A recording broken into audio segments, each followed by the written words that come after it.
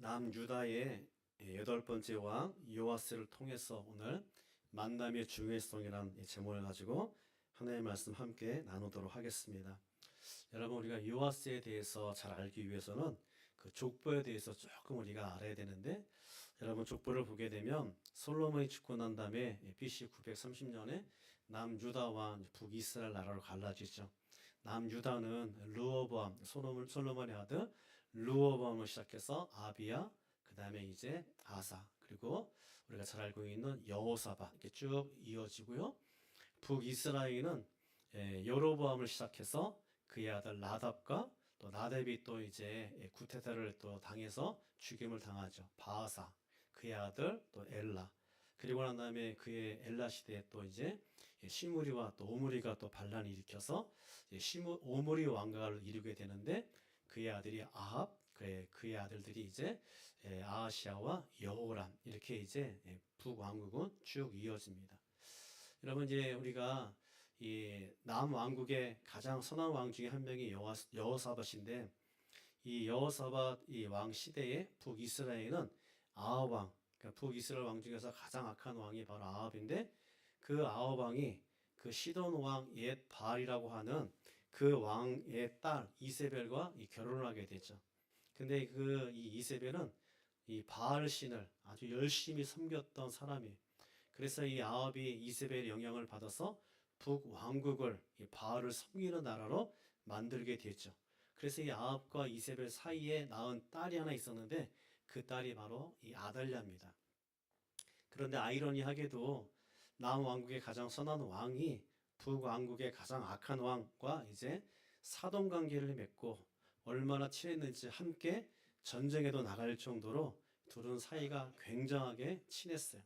근데 이 여호사밧 그 네 번째 남유다의 왕 아들이 이 여호람이었는데, 그 여호람과 바로 이제 아합의 딸 바로 이 아달랴와 결혼을 하게 됩니다.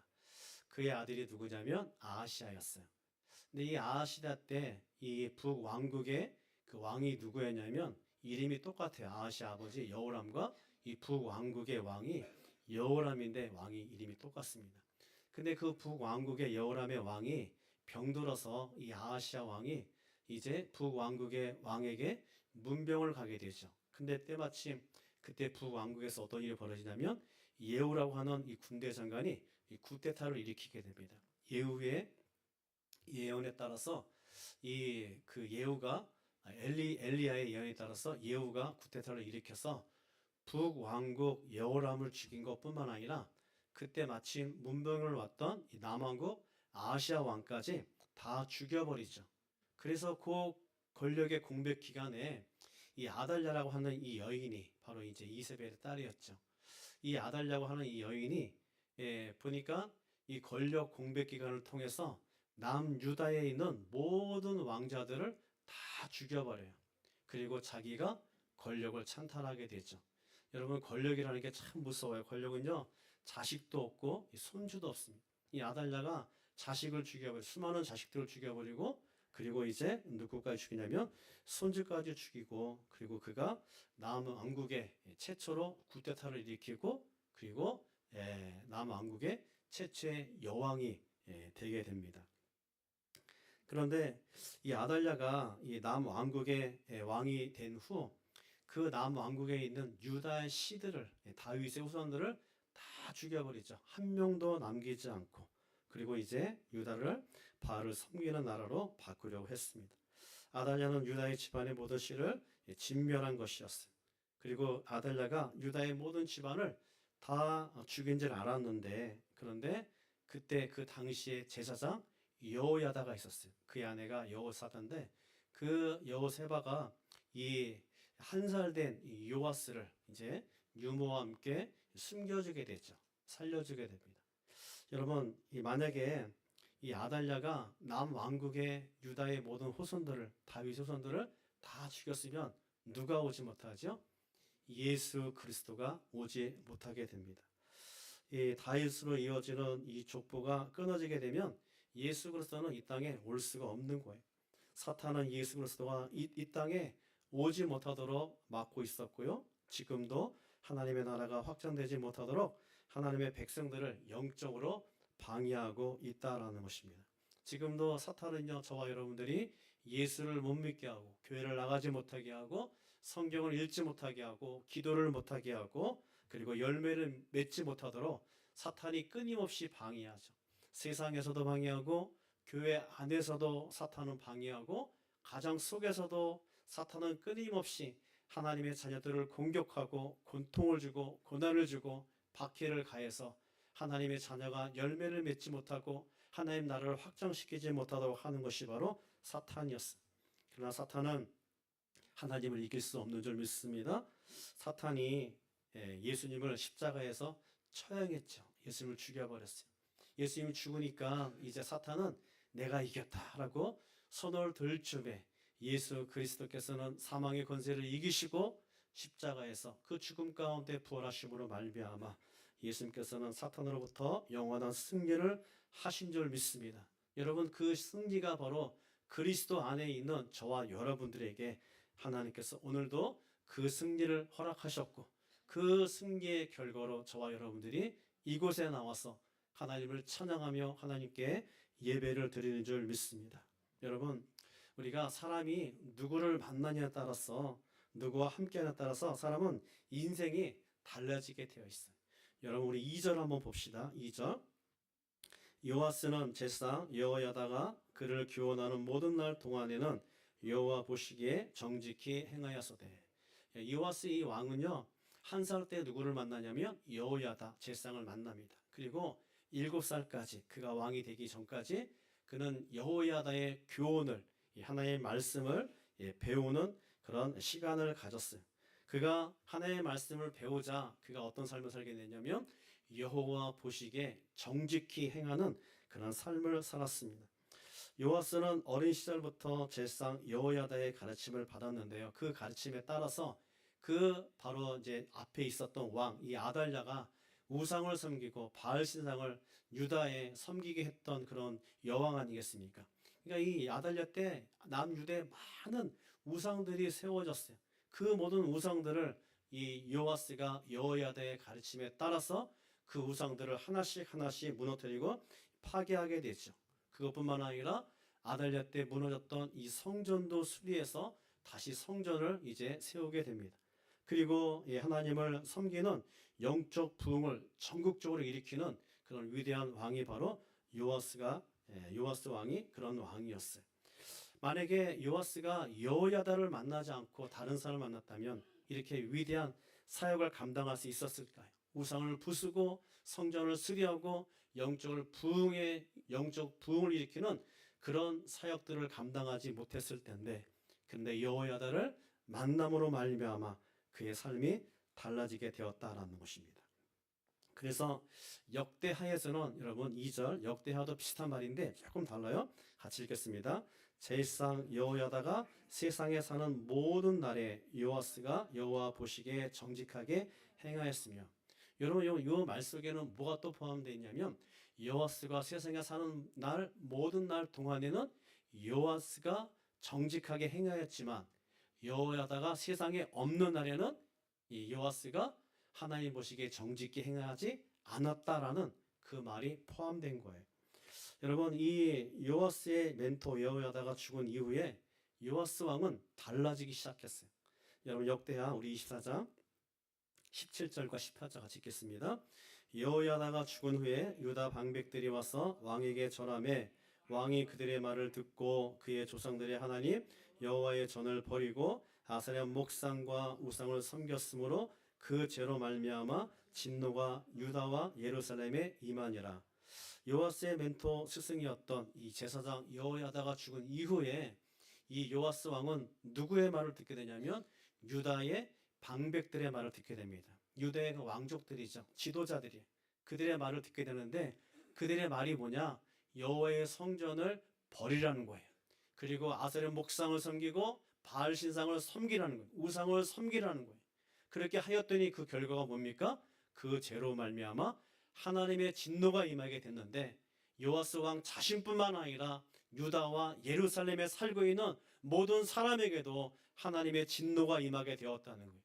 왜 유다와 예루살렘에까지도 하나님의 진노가 임하게 됐냐면 바로 이 요아스 왕이 그 예루살렘과 유다의 우상을 섬기고 그리고 그들로 하여금 우상을 섬기도록 강요하였기 때문에 유다 백성들이 요아스 왕과 함께 하나님의 진노를 받게 되었다라는 것입니다. 아까 17절에 보게 되면 17절에서는 여러분 이 새 번역에서는 어떻게 번역하고 있냐면 이렇게 번역하고 있어요. 유다 지도자들이 왕을 요아스 왕을 부추겨서 자기들의 말을 듣도록 하였다. 여러분 우리가 누구를 만나냐에 따라서 우리 인생이 달라지는 거예요. 요아스가 여호야다라고 하는 신실한 하나님의 종을 만났을 때는 그는 하나님의 말씀을 배우고 하나님의 말씀을 따라 살려고 노력했고 성전을 수리하고 이스라엘 백성들에게 하나님의 말씀을 가르쳤는데 여호야다가 죽고 그리고 그의 여호야다의 가르침을 버려버리고 유다 지도자의 말을 듣고 그들을 따라가다 보니까 그는 오히려 우상을 파괴했던 것을 다시 세우고 그리고 이스라엘 백성들에게 우상을 섬기도록 그가 강요하게 되었다라는 것입니다. 한 사람의 죄 때문에 유다와 예루살렘에 살고 있는 사람까지도 고난을 당하는 거예요. 한 사람의 지도자 때문에 지도자가 잘못 살게 되면 그 안에 그 속에 포함되어 있는 모든 사람들이 고난을 당하게 돼 있어요. 여러분들이 가정 속에서 우리가 부모로서 책임을 다하지 못하면 나도 고생하지만 누구 또한 고생을 하냐면 우리의 자녀들 또한 고난의 길을 겪게 되더라라는 것입니다. 왜 이런 일이 벌어졌죠? 잘못된 만남 때문인 줄 믿습니다. 요아스가 신실한 하나님의 사람 여호야다를 만났을 때는 그는 하나님 보시기에 정직하게 행하였지만 불의한 유다 지도자를 만남으로 말미암아 그는 하나님 앞에 죄를 범하고 하나님의 진노를 받게 되었다라는 것입니다. 그런데 요아스가 유다 지도자들을 만나고 난 다음에 죄를 범해도 하나님께서 요아스에게 기회를 주셨어요. 우리 역대하 24장을 19절을 읽겠습니다. 그러나 여호와께서 그들에게 선지자를 보내사 다시 여호와에게로 돌아오게 하려 하심에 선지자들이 그들에게 경고하였으나 듣지 아니하니라. 하나님께서는 요아스에게 많은 하나님의 종들을 선지자들을 보내줘가지고 그렇게 하면 안 된다. 그건 잘못된 것이다. 그건 죄다. 여호와에게 돌아와라. 여호야다가 가르쳐준 그 가르침을 따라야 되고 성전을 다시 수리하고 우상을 파괴하고 하나님을 잘 섬겨야 된다. 지속적으로 하나님께서는 당신의 종들을 보내셔서 요아스가 다시 하나님 앞에 돌이키기를 원했습니다. 그런데 요아스는 유다 방백들과 결탁되어서 선지자들의 말을 그 경고를 듣지 않은 거예요. 그래서 하나님께서 누구까지 보내주셨냐면 우리 20절 같이 읽겠습니다. 이에 하나님의 영이 제사장 여호야다의 아들 스가랴를 감동시키심에 그가 백성 앞에 높이 서서 그들에게 이르되 하나님이 이같이 말씀하시기를 너희는 어찌하여 여호와의 명령을 거역하여 스스로 형통하지 못하게 하느냐 하셨나니 너희가 여호와를 버렸으므로 여호와께서도 너희를 버리셨느니라 하나. 하나님께서는 누구를 보내셨냐면 스가랴를 보내주셨어요. 스가랴가 누구냐면 바로 선지자인데 누구의 아들이에요? 여호야다의 아들이에요. 아까도 얘기했죠. 여호야다는 그 요아스를 한 살 때 만났던 그런 제사장이었어요. 그리고 7살까지 신실하게 요아스에게 하나님의 말씀을 가르치고 훈련시키고 그리고 하나님의 말씀에 따라서 살도록 옆에서 도와줬던 멘토요 스승이었습니다. 그런데 그 자신의 생명의 은인, 자신의 스승의 아들, 그 아들 스가랴를 보내면 이제 요아스가 바뀌겠지. 요아스가 변화되겠지. 이제 하나님의 말씀에 따라 살겠지. 하나님께서 그런 마음을 가지고 스가랴를 보내줬는데 스가랴가 이 하나님의 말씀을 통해서 돌아오라고 여호와의 명령을 지키라고 너가 만약에 하나님을 버리면 하나님께서 너를 버리실 거라고 강하게 말씀을 선포해도 요아스는 하나님 앞에 돌아올 줄 몰랐어요. 여러분 그리고 그 말이 듣기 싫어서 요아스가 어떻게 하냐면 우리 21절 같이 읽겠습니다. 무리가 함께 꾀하고 왕의 명령을 따라 그를 여호와의 전뜰 안에서 돌려쳐 죽였다. 여러분 스가랴가 어떤 사람이라고요? 생명의 은인의 아들이었어요. 아마 이 스가랴는 아마 이 요아스보다 나이가 좀 많을 것 같습니다. 형님일 것 같아요. 그래서 아마 이 스가랴가 옆에서 어렸을 때부터 많이 도와주고 같이 놀아주고 함께했던 그런 동료요, 친구요, 형이었습니다. 그런데 그 은인의 생명의 은인의 그 아들을 그 하나님의 말씀을 듣기 싫어서 어떻게 했어요? 돌로 쳐서 죽였다라는 것입니다. 요아스가 아달랴로부터 살려주었고 그에게 하나님의 말씀을 가르쳐준 그 은인의 아들을 돌로 쳐 죽여버린 거예요. 은혜를 뭘로 갚았습니까? 원수를 갚는 그런 죄악을 바로 요아스가 범하게 되었죠. 그래서 결국 요아스는요, 그 북쪽에 있는 아람과의 전쟁에서 크게 패하게 되었고, 그리고 그 전쟁을 통해서 부상을 당했습니다. 예루살렘에 돌아왔는데 그 결과 이 신하들에 의해서 암살을 당하게 되죠. 그래서 여러분 이 최후의 비참한 최후를 맞이하게 됩니다. 잘못된 만남은 결국 하나님께 버림을 받게 되고 비참한 최후를 만난 거예요. 좋은 만남을 통해서는 그가 좋은 결실을 맺었는데 잘못된 만남을 통해서 그는 하나님 앞에 버림을 받고 비참한 최후를 맞이하게 되었다라는 것입니다. 뒤로 넘기시면 다시 한번 족보를 보게 되면 뒤로 한번 넘겨보시면 뒤쪽에 다시 한번 넘겨보시면 족보가 나오는데 여러분 이 족보에 보게 되면 제가 빨갛게 아달랴 우리가 여호람의 아들 아하시아가 6대죠. 그의 엄마가 누구냐면 아달랴가 이제 7대 여왕이 됩니다. 그 다음에 8대가 요아스고 9대가 이제 아마시아예요. 그 다음에 그 다음에 10대가 누구냐면 우시아인데 여러분 그 이후로도 여러분 많은 유다 왕들이 죄를 많이 범했어요. 근데 이 네 명의 왕을 특별히 제가 빨갛게 칠한 것은 뭐냐면 여러분 우리가 부모라든가 이 할아버지들이 정말 이 자식들이 손주들이 정말 이 딴 길을 가고 정말 이 악한 길을 행하게 되면 어떡하죠? 족보에서 파내버리겠다고 하죠. 바로 이 네 명은 예수님의 족보에서 파내버렸어요. 여러분 이 마태복음 1장에 보게 되면 예수님의 그 다윗을 계보가 쭉 나오면서 예수님까지 이어지는데 바로 이 아하시아와 아달랴와 요아스와 아마시아 이 네 명이 연속으로 족보에서 파내게 되고요. 그리고 요아스의 아들 여호아스와 엘리야김과 그 다음에 이제 시드기야 마지막 20대 왕이죠. 이 네 명의 왕도 여러분 마태복음 1장에 보게 되면 총 7명이 족보에서 파여지게 돼요. 여러분 족보에 올라가면 축복 아니겠습니까? 오히려 이방 여자들 다만이라든가 가나안 여인이었죠. 그리고 라합은 아모리 족속의 여리고 백성의 성이었죠. 그리고 룻은 바로 이제 모압 여인이었어요. 이런 여인들은 오히려 예수님의 족보에 올라가는데 예수님의 족보에 올라가서 영원토록 하나님의 영광을 받아야 될 이 네 명의 왕들은 그들이 죄악을 범함으로 말미암아 하나님께서 그 예수님의 족보에서 하나님께서 파버렸다는 거예요. 그 족보에 들어가지 못하게끔 만들었어요. 왜 그렇습니까? 잘못된 만남 때문이에요. 잘못된 만남은 하나님 앞에 버림을 당하게 되는 줄 믿습니다. 사람은 누구를 만나냐에 따라서 우리의 삶이 달라져요. 우리가 누구를 만나냐에 따라서 우리 인생이 달라지고 우리의 미래가 달라질 줄 믿습니다. 여러분 빌리 썬데이라고 하는 사람이 있습니다. 멋있게 생겼죠. 19세기의 가장 위대한 부흥사하면 우리가 잘 알고 있는 D.L. 무디가 있습니다. D.L. 무디는 생전에 1억 명에게 복음을 전했던 하나님의 위대한 사람이었어요. D.L. 무디는 잘 알지만 그 당시에 D.L. 무디처럼 위대한 이 복음 전도자가 있었는데 바로 이 빌리 썬데이였습니다. 빌리가 태어난 지 5주 만에 아버지는 질병으로 죽었고요. 어머니는 재혼을 하지만 아버지가 이 가정을 잘 돌보지 않았습니다. 빌리가 10살이 되었을 때 어머니는 가정 형편이 너무 어려워지자 이 빌리와 그의 형을 이 고아원에 보내게 됩니다.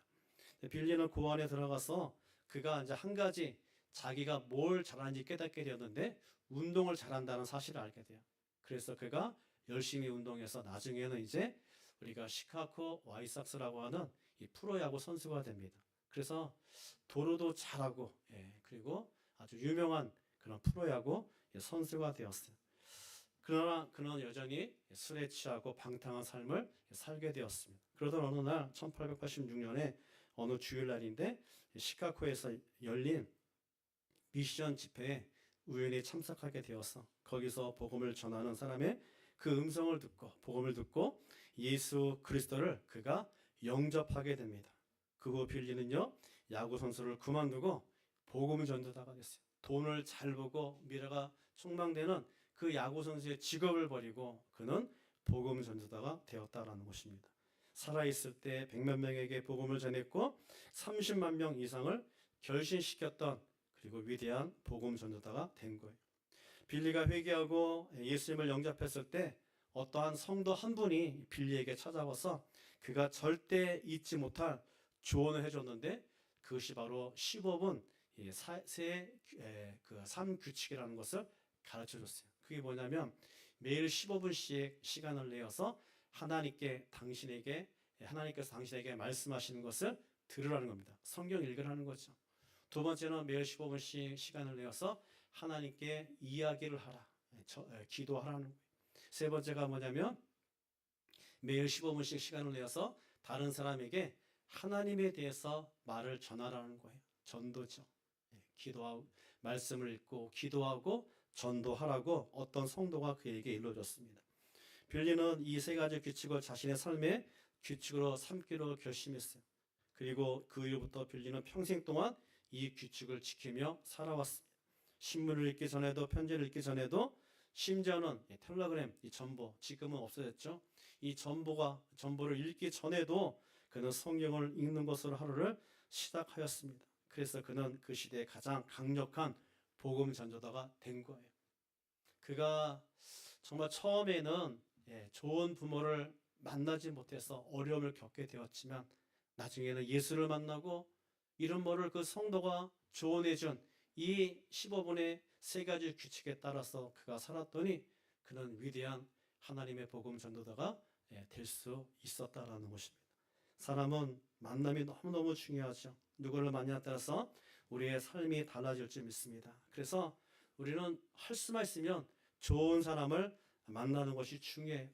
우리 자녀들이 여러분 우리가 아이들이 좋은 학교 가는 거 좋죠. 하버드도 가고 예일대도 가서 좋은 직업 갖는 거 너무너무 중요합니다. 근데 여러분 그보다 더 중요한 것은 좋은 사람을 만나는 것이 아닐까요? 그래서 우리가 아이들한테 좋은 대학교, 좋은 직장을 위해서 기도해야 되겠지만 우리의 자녀들이 학교에 가서 좋은 친구들, 믿음의 친구들을 만나게 하시고 좋은 직장에 가서도 믿음의 동료들을 만날 수 있게 해달라고 우리가 간절히 기도할 때 하나님께서는 우리의 자녀들을 인도해 주실 줄 믿습니다. 그리고 우리의 배우자도 좋은 신실한 믿음의 사람들을 만나게 해달라고 우리가 간절히 기도해야 되는 거예요. 여러분 이 빌리가 좋은 사람을 만났을 때 그는 고아원에 버려졌던 사람이었지만 그러나 그가 위대한 복음의 사역자가 될 수 있었던 것은 바로 예수 그리스도와 좋은 멘토를 만났기 때문인 줄 믿습니다. 근데 여러분 저와 여러분들은 이미 좋은 분을 다 만나셨어요. 여러분 그분이 누굽니까? 바로 예수 그리스도인 줄 믿습니다. 나를 위해서 이 땅에 오셨고 나를 구원하시기 위해서 십자가에서 죽으시고 부활하심으로 말미암아 우리 모두는 하나님의 자녀가 된 줄 믿습니다. 여러분 이보다 예수를 만나는 것보다 더 중요한 만남이 어디 있겠습니까? 우리가 인생에서 이보다 더 큰 축복의 만남이 어디 있겠어요? 예수를 만나는 것보다 더 큰 축복이 어디 있습니까? 근데 이 축복이 너무 크면 우리가 알지 못하는 거예요. 여러분 우리가 큰 나무는 보이기 때문에 알지만 이 우주가 얼마나 방대한지 여러분 모르잖아요. 너무 크기 때문에. 하나님은 너무나 크신 분이기 때문에 우리가 그것을 알 수가 없는 거예요. 그런 분이 왜 하필 나를 만나겠어? 우리는 이런 생각을 가질 수도 있어요. 그러나 우리가 그분을 위해서 애쓰고 힘써서 만나기 위해서 만난 것이 아니라 그분이 우리를 사랑하시기 때문에 이 땅에 오셨고 우리를 주님께서 만나 주신 줄 믿습니다. 근데 여러분 만남보다 더 중요한 게 있어요. 만남으로써 끝나면 안 되고요. 만남을 통해서 좋은 멘토를, 좋은 스승을 끝까지 따라가야 될 줄 믿습니다. 요아스의 문제가 뭐였죠? 여호야다라고 하는 좋은 스승 멘토를 만났잖아요. 그에게 교훈을 받았죠. 그리고 난 다음에 그가 죽고 난 다음에 계속해서 여호야다의 가르침을 따라서 살아야 되는데 그가 그것을 포기했어요. 끝까지 따라가지 못하고 유다 방백들을 만남으로 말미암아 잘못된 삶을 살게 되었고 예수님의 족보에서 파지는 그런 끔찍한 그런 저주받은 인생이 되었다라는 것이죠. 여러분 우리가 가룟 유다도 보게 되면 세상에서 가장 큰 축복 그런 만남을 갖게 되었잖아요. 예수를 직접 만났어요. 예수님의 음성을 듣고 예수님과 동고동락을 3년 동안 한 사람이 바로 가룟 유다. 여러분 가룟 유다보다 우리가 더 큰 축복을 받았네. 근데 여러분 가룟 유다의 문제가 뭐냐면 그 만남으로서 끝났어요. 그리고 예수님을 끝까지 따라가지 않았습니다. 그러나 여러분 같이 따라다녔던 같이 만났던 그의 동료들 베드로와 안드로와 요한과 그 다음에 야고보들을 이렇게 보게 되면 그들도 여러분 가룟 유다와 같이 똑같이 그들도 실수했고 실패도 했어요. 그러나 그들이 중요한 건 뭐냐면 그 만남을 끝까지 지속하였다라는 것입니다. 포기하지 아니하고 예수님을 끝까지 따라간 것이 끝까지 따라갈 때 그들은 위대한 하나님의 사역들을 감당하는 종이 된 줄 믿습니다. 많은 사람들이 신앙생활하다가 포기하는 분들이 있어요. 사람을 보고 포기하죠. 세상을 보고 포기하죠. 자신의 환경들을 포기합니다. 무슨 하나님이 있겠어? 저 사람을 보니까 하나님이 없는 것 같아. 우리는 그런 생각을 가지고 신앙생활하다가 많은 사람들이 포기하는 것들을 보게 됩니다. 예수님을 만난 것으로 끝나는 경우들이 많이 있죠. 그러나 우리 신앙은 예수님을 만나는 것으로 끝나는 것이 아니라 예수님을 끝까지 따라가야 될 줄 믿습니다. 빌리가 미션 집회에서 회개하고 예수님을 만난 것으로 끝났다면 그는 그냥 야구 선수로 끝났을 거예요. 그런데 빌리가 미션 집회에서 회개하고 예수님을 만난 것으로 끝난 것이 아니라 그가 끝까지 15분의 세 규칙을 따라서 그가 살아갈 때 그는 복음의 위대한 전도자가 될 수 있었다라는 것이죠. 엘리사를 보게 되면 여러분 엘리야를 쫓아갔어요. 길가를 그 다음에 베델을 여리고를 요단에서 계속 따라갈 때마다 엘리야가 엘리사에게 한 말이 있습니다. 나를 따라오지 말아라. 따라오지 마. 이러면 여러분 우리가 안 따라가게 되잖아요. 스승이라는 사람이 따라오지 못하게 하면 한 번도 아니고 여러분 3번씩이나 4번씩이나 그런 얘기를 하게 되면 따라가고 싶겠습니까? 그런데 엘리사는 끝까지 여러분 엘리야를 따라갔어요. 그리고 따라갔더니 어떤 일이 벌었습니까? 엘리야가 받은 그 성령의 능력에 갑절을 받는 위대한 하나님의 종이 된 거예요. 그래서 엘리야가 했던 그 사역보다 갑절의 기적과 능력이 있는 일들을 감당하게 된 줄 믿습니다. 만약에 엘리야가 따라오지 마, 그만 따라와 몇 번씩이나 얘기했잖아요. 그래서 길갈에서 멈췄다며, 베델에서 멈췄다며, 그리고 그가 여리고에서 멈추고 요단에서 멈췄다면 그런 위대한 하나님의 종이 되지 못했을 거예요. 그러나 마지막까지 따라갈 때 그런 하나님의 위대한 사역을 감당하게 된 줄 믿습니다. 우리가 모압 여인을 보더라도 모압 여인이 이제 나오미의 그 며느리였잖아요. 남편도 죽고 시아버지도 죽고 다 죽었어요. 그래서 소망이 없는 이 나오미가 이제 자기의 고향 베들레헴으로 돌아갈 때 자기의 두 며느리 오르바와 루세에게 이야기합니다. 더 이상 나에게는 소망이 없으니 나를 따라오지 말라는 거예요. 너희 나라, 너희 민족에 살라는 거죠. 룻이 만약에 모압 땅에 살았으면 자기들을 도와줄 친척들이 많이 있을 거 아니에요. 거기서 또 새로운 가정을 이루고 출발도 할 수 있을 거예요. 그런데 여러분 룻은 끝까지 나오미를 쫓아갔어요. 우리 룻기서 1장 14절을 같이 한번 읽겠습니다. 그들이 소리를 높여 다시 울더니 오르바는 그의 시어머니에게 입맞추되 룻은 그를 붙여쳤더라. 그를 붙여쳤더라. 말 한국말이 조금 그런데 영어 성경에 보게 되면 클리어하죠. 클링이라고 돼 있어요. 클링이 뭡니까? 꽉 붙잡는 거 아니겠습니까? 놓치지 않고 매달리는 거예요. 이거 놓으면 죽는다는 거죠. 그래서 이 룻은 나오미를 클링하면서 쫓아간 거예요. 계속 또 따라간 거예요. 따라갔더니 누굴 만났습니까? 바로 보아스를 만났어요. 보아스를 통해서 누굴 낳게 돼요? 다윗을, 후손을 낳게 되죠. 그리고 룻은 바로 예수님 가문에 올라가는 놀라운 축복을 받게 된 줄 믿습니다. 여러분 만약에 룻이 그냥 모압 땅에 머물렀다면 더 이상 나오미를 쫓아가지 않고 여러분 클링하지 않았다면 그는 그냥 모압에서 이름 모르게 아마 죽었을 것입니다. 그런데 끝까지 포기하지 않고 하나님의 사람을 쫓아갔더니 여러분 이 룻이 위대한 축복을 받게 된 거예요. 마지막으로 여러분 한국에서 한때 유명했던 그 드라마 여러분 미생이라고 혹시 봤습니까? 그 어떤 회사에서 이루어진 어떤 그 생사고락에 관련된 여러분 그 드라마인데 회사원에 관련된 드라마입니다. 거기에 보게 되면 아주 유명한 대사들이 많이 나오는데 그 중에 한 대사가 이런 대사가 있어요. 오과장이라고 하는 사람이 여러분 자기 부하 직원 이 장그래에게 하는 말인데 이런 말이에요. 그 앞에도 나왔지만 살면서 누구를 만나냐에 따라서 인생이 달라질 수 있어. 파리 뒤를 쫓으면 변소 주변이나 어슬렁거릴 거고 꿀벌 뒤를 쫓으면 꽃밭을 함께 거닐게 된다잖아. 이 오가장이 이 장그래라고 하는 이 젊은 청년에게 한 이야기. 여러분 그런 것 같아요. 우리가 살면서 누구를 만났냐, 누구를 따라가느냐, 우리 인생이 너무너무 달라집니다. 그냥 파리 뒤를 쫓아가면 우리는 변소나 그냥 어슬렁거릴 거예요.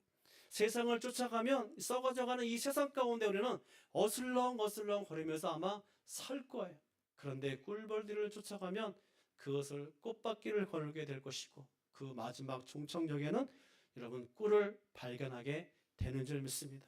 우리는 이 땅을 추구하며 이 땅을 바라보며 살아가는 것이 아니라 영원한 하늘을 바라보며 하늘을 추구하며 살아가는 하늘에 속한 하나님의 자녀인 줄 믿습니다. 썩을 것을 따라다니는 똥파리처럼 사는 것이 아니라 여러분 꿀벌처럼 영원한 천국을 바라보면서 결국 그 천국에 꿀이 있다는 것을, 축복이 있다는 것을 우리가 믿고 달려갈 때 하나님께서는 오늘 빌리에게 그리고 루스에게 그리고 엘리사에게 부어주셨던 놀라운 축복들을 하나님께서 우리에게 부어주실 줄 믿습니다.